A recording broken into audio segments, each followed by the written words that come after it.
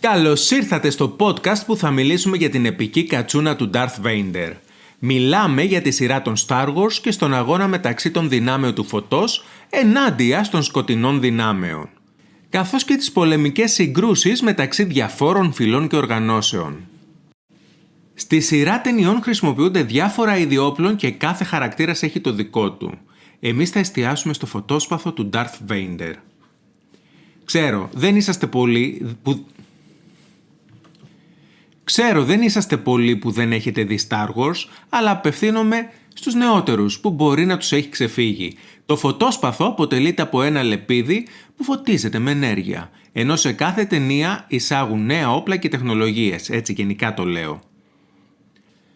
Ενώ οι χαρακτήρες αναπτύσσουν τα δικά τους μοναδικά όπλα καθώς η ιστορία προχωράει, τα φωτόσπαθα είναι εκεί, σταθερά, ανάμεσα στη μάχη του φωτός με το σκοτάδι. Ένα εξαιρετικά προηγμένο όπλο που αποτελείται από μια λεπτή ενεργειακή ακτίνα που βγαίνει από μια κρυστάλλινη λαβίδα. Κάθε όπλο έχει ένα χαρακτηριστικό χρώμα της ακτίνας, το οποίο καθορίζεται από τον τύπο του κρυσταλλικού λίθου που χρησιμοποιείται.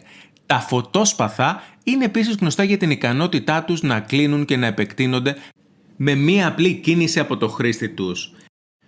Τα φωτόσπαθα αλλάζουν χρώμα ανάλογα με το χαρακτήρα. Το μπλε είναι η σοφία, το πράσινο είναι η ισορροπία και το κόκκινο το πάθος, το θυμό ή την εξουσία. Ας περάσουμε στον πρωταγωνιστή μας. Ο Darth Vader είναι ένας από τους πιο διάσημους και τους πιο ισχυρούς κακούς χαρακτήρες στο σύμπαν του Star Wars.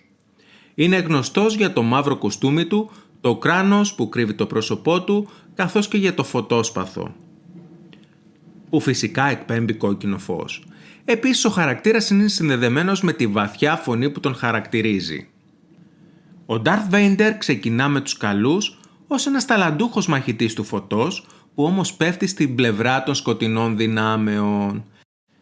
Εκπαιδεύεται κατάλληλα και εναντιώνεται παίζοντας καθοριστικό ρόλο στην εξέλιξη του Star Wars και τον αγώνα μεταξύ του καλού με το κακό. Όλα αυτά μέχρι χτες. Ξεχάστε τα όλα. Θα σας πω εγώ τώρα την αλήθεια και τι πραγματικά συνέβη. Ως υπερασπιστής του κακού και θέλοντας να συντρίψει τους μαχητές του φωτός, ταξιδεύει σε διαφορετικούς γαλαξίες, αναζητώντας το πιο ισχυρό όπλο που θα μπορούσε να τον μετατρέψει σε αίτητο. Δεν χρειάζεται να πλατιάσω και να σας πω όλους τους γαλαξίες που ταξίδεψε, θα προχωρήσω στο ζουμί. Ο Darth Vader, ταξιδεύοντας στους γαλαξίες, ανακαλύπτει την ελληνική μυθολογία, τους πανίσχυρους θεούς του Ολύμπου και την ύπαρξη του ενός και μοναδικού, του Θεού των Θεών, του Δία. Στην ελληνική μυθολογία ο Δίας θεωρείται βασιλιάς των θεών και ο υπέρτατος θεός σύμφωνα με το μυθικό παράδειγμα. Ο Δίας ζούσε στον Όλυμπο, το ψηλότερο βουνό της Ελλάδας. Ωστόσο πριν από αυτό, στην ελληνική μυθολογία, ο Δίας γεννήθηκε στην Κρήτη, το μεγαλύτερο νησί της Ελλάδας. Η μητέρα του ήταν η Ρέα και ο πατέρας του ο Κρόνος. Αργότερα, όταν ο Δίας μεγάλωσε, έγινε ο βασιλιάς των θεών. Ο Δίας ήταν ο κυρίαρχος του Ολύμπου και τον θεωρούσαν τον πατέρα όλων των θεών και των ανθρώπων φυσικά. Η προεδρία του στον Όλυμπο κατέστησε το Δία τον υπεύθυνο για τον έλεγχο του ουρανού και των καιρικών φαινομένων. Κάπου λοιπόν υπήρχε ένα κενό και θέλησε ο Darth να το ανακαλύψει. Δεν συμφωνείτε, δεν το βλέπετε κι εσείς αυτό το κενό? Έτσι ο Darth Vader ταξίδεψε στην Κρήτη αναζητώντας κάτι που θα του δώσει θεϊκή δύναμη. Κάτι που έδωσε τη δύναμη στο θνητό Δία να κυριαρχήσει τους θεούς του Ολύμπου. Ταξίδεψε σε γαλαξίες, διέσχισε σύμπαντα, βουνά και θάλασσες μέχρι που έφτασε στο σπήλαιο του Δία. Δικταίων άνδρο αν έχετε ακούσει. Εδώ, στο Λαθήσι, εξερευνώντας κάθε γωνιά στο σπήλαιο, κατέληξε στα χέρια του ένα και μοναδικό πολύτιμο κομμάτι της καθημερινότητας της ζωής του θνητού Δία. Το μπαστούνι από ξύλο αστήρακα. Ακόμα και σήμερα και τώρα, αν μπεις να το ψάξεις, καλά, αφού τελειώσει το podcast, θα δεις ότι υπάρχει εικόνα, υπάρχει αναφορά με το Δία να κρατάει το μπαστούνι του.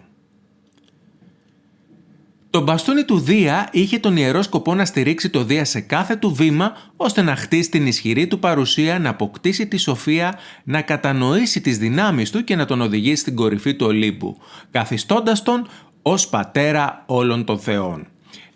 Ήταν δώρο από τον πατέρα του τον Κρόνο, όπου το παρέδωσε στο Δία για να διατηρήσει την ισορροπία μεταξύ των θεών και των τιτάνων, κατά τη διάρκεια μιας επικής εποχής με μεγάλες μάχες ανθρώπων, θεών αλλά και τιτάνων, με πολλές θεϊκές θυσίες και παρεμβάσεις, πράγματα δηλαδή που σήμερα βλέπουμε μόνο στις ταινίες. Η θεϊκή κατσούνα μετέτρεψε τον Darth Vader σε έναν επικό σούπερ ήρωα, προσφέροντάς του αναγέννηση και αθανασία, εξασφαλίζοντας πως παραμένει σε υψηλά επίπεδα ισχύως. Επίσης, με το ίδιο μπαστούνι μπορεί να δημιουργεί και να καταστρέφει με μία του απλή κίνηση.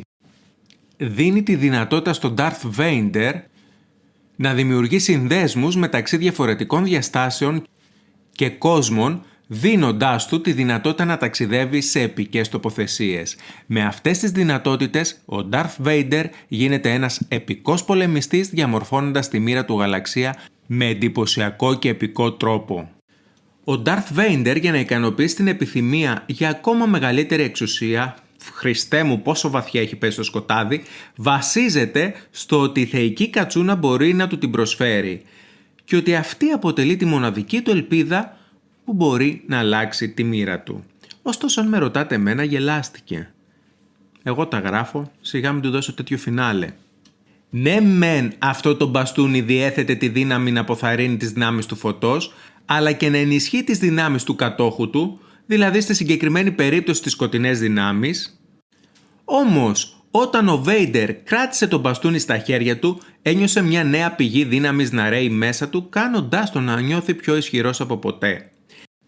Με τη νέα του θεϊκή κατσούνα, ο Vader κατέστρεψε εχθρούς με ανεξήγητη ευκολία, αφού οι δυνάμεις της θεϊκής κατσούνας τον έκαναν ανίκητο.